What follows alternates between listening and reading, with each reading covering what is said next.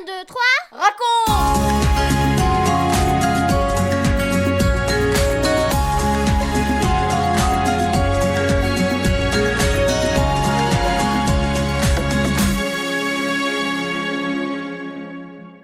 Bonjour les filles, bonjour les garçons, bonjour les parents et les amis, bienvenue à tous sur 1, 2, 3, raconte. Aujourd'hui c'est notre 48e émission. Lors de notre précédente émission, nous avons parlé des anges. Paul et Léa ont posé des questions à Françoise concernant ceux qui se sont révoltés contre Dieu, Satan et les démons, et ceux qui servent Dieu. Un jour, Jésus en a parlé à la foule qui l'entourait.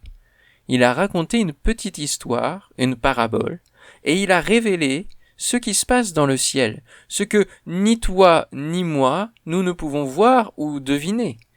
Il a expliqué qu'à des moments particuliers, les anges de Dieu se réjouissent, qu'ils sont dans une grande joie. Mais, à ton avis, qu'est-ce qui peut bien déclencher tant de joie dans le ciel? Que se passe-t-il sur la terre pour qu'il y ait cette joie? C'est ce que nous allons découvrir maintenant en écoutant l'histoire de cette femme qui a perdu un objet d'une très grande valeur. C'est la parabole que Jésus a racontée ce jour-là. Tu la retrouveras au chapitre 15 de l'évangile de Luc.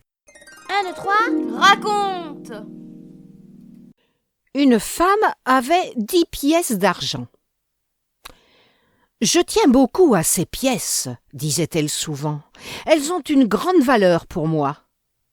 Elles m'ont été offertes le jour de mon mariage. C'est mon plus beau cadeau. Elles sont magnifiques. Elles brillent, et souvent je les frotte pour ne pas qu'elles perdent leur éclat. Je les ai attachées à une chaînette, et cela fait un collier magnifique. Quand il y a des fêtes dans le village, je le mets, mais j'y fais toujours très attention. Un jour, quelle mauvaise surprise! Oh, mais non, mais il n'y en a que 9. Mais comment c'est possible, ça? Mais il m'en manque une. Il y en avait bien 10 la dernière fois, ça j'en suis sûre. Alors est-ce que j'en aurais perdu une? Elle ne perd pas de temps. Elle regarde un peu partout, mais elle ne voit rien. Bon, il faut absolument que je la retrouve. Je vais allumer cette petite lampe. J'y verrai beaucoup plus clair. Elle commence une fouille systématique de la maison. Elle examine sur les tables, les sièges, les poteries, les vases les uns après les autres. Vraiment, je ne la vois pas. Peut-être est-elle dans un coin ou sous un tapis. De toute façon, il faut absolument que je la retrouve. Elle prend son balai et commence à nettoyer soigneusement le sol. Elle secoue les tapis, balaie méticuleusement sous tous les meubles, espérant apercevoir un petit reflet d'argent, un scintillement. Un petit tintement la fait bondir. La voilà! La voilà! Je l'ai retrouvée! Elle la ramasse, la frotte avec un chiffon. C'est bon, ma petite pièce. Tu as retrouvé tout ton éclat. Tu brilles comme les autres. Alors maintenant, je vais pouvoir te remettre à ta place. Et tu sais, j'ai eu peur. Je croyais que jamais je ne pourrais te retrouver. La pièce reprend donc la place qui lui revient sur le collier. Je vais aller voir mes amis et toutes mes voisines. Je vais leur raconter ce qui vient de m'arriver, comment j'ai retrouvé ma pièce qui était perdue.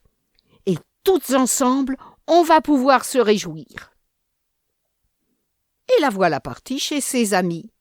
« Oh, c'est formidable, disent-elles. On est vraiment contente pour toi.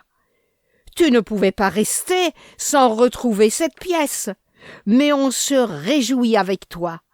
Car tu l'avais perdue et maintenant tu l'as retrouvée.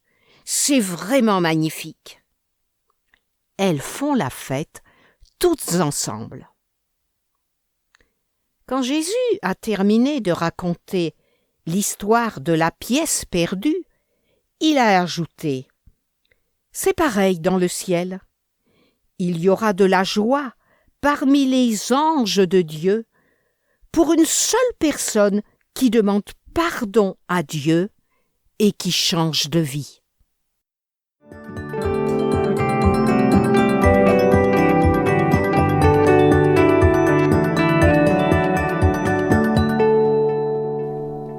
Un, 2, 3, 4, et toi, et moi.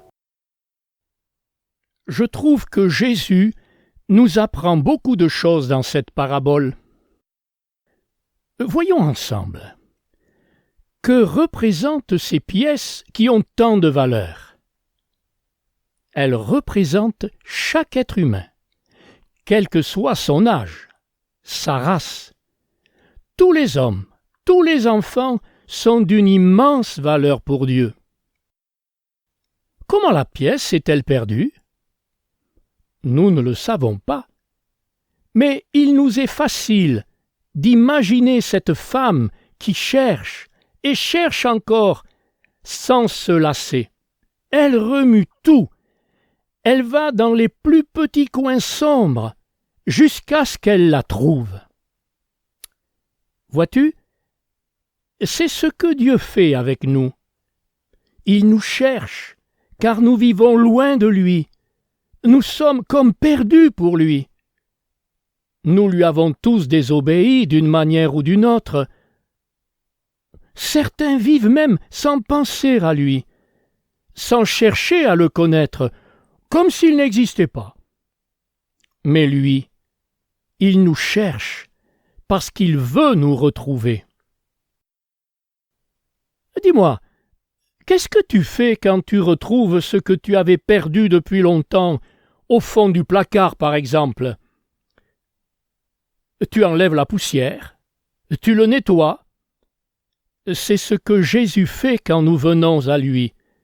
Quand il nous retrouve, nous lui demandons de nous pardonner nos désobéissances, nos manquements, nos péchés, nos méchancetés, et lui, il nous pardonne. C'est comme s'il nous lavait de toutes nos saletés. Il efface tout, il nous purifie, et nous commençons une vie nouvelle avec lui. Et c'est alors que dans le ciel, les anges se réjouissent. À chaque fois qu'un enfant ou un adulte se repent et change de vie, il y a de la joie dans le ciel, les anges chantent. Moi, je l'ai fait il y a plusieurs années, et toi, tu peux le faire aussi, tout seul ou avec tes parents, ou une personne que tu connais et qui veut bien t'aider pour cela. Et alors, dans le ciel, les anges de Dieu se réjouiront.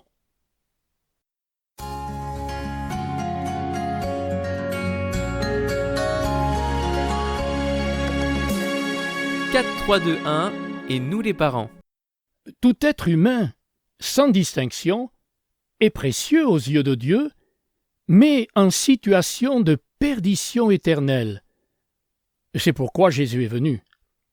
En mourant sur la croix, il a pris notre condamnation et nous a ainsi ouvert l'accès au ciel, à la présence de Dieu.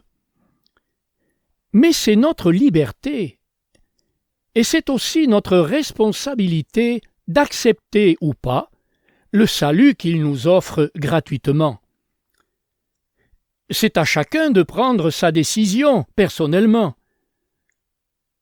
Peut-être votre enfant a-t-il bien compris combien Dieu l'aime et veut le sauver. Alors proposez-lui de l'accompagner dans sa démarche de repentance et de foi. Les anges de Dieu se réjouiront. Le ciel sera en fête pour cet enfant sauvé. Si ce n'est pas le cas, continuez de prier, sans relâche, pour que son cœur s'ouvre à la grâce de Dieu. Vous venez de suivre l'émission 1, 2, 3 raconte avec Françoise et Michel Zanellato, Benjamin Lamotte, Céline Girardi, Baptiste Roland, Erwan, Yuna et la collaboration de Vital Radio ainsi que 365histoire.com. Si vous avez aimé cette émission, n'hésitez pas à la partager autour de vous. À bientôt!